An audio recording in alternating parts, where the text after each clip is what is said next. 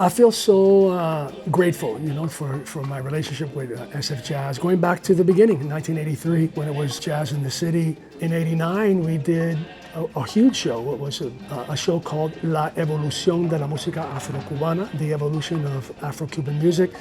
We did it at Davies Symphony Hall. Cachao, the greatest bass player in the history of Cuban music, López, who I had just met on the phone because I was doing a radio program at the time at KPOO, had a Friday program, and I did a couple shows. It was all Cachao's music.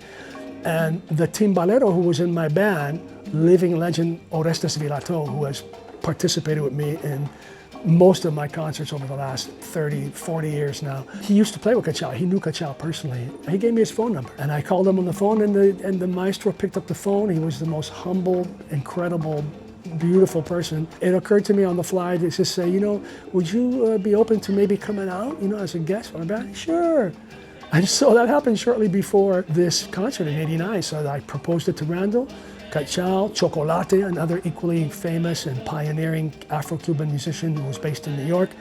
Great, of the greatest trumpet players in the history of Cuban music. Walfredo de los Reyes, who recently passed, great pioneering drummer, percussionist. The great Armando Peraza, another just amazing percussionist who happened to be based in the Bay Area.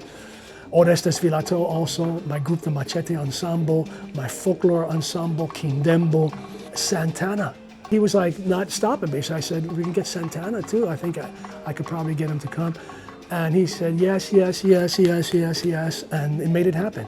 And we sold out Davies Symphony Hall and had an amazing experience there on the stage. One of the most wonderful things that came out of that is that the Cuban actor Andy Garcia came up from Hollywood to meet Cachao at Davies. He came backstage and he reminded Cachao that his father had been a friend of Cachao's in Havana, and they reconnected.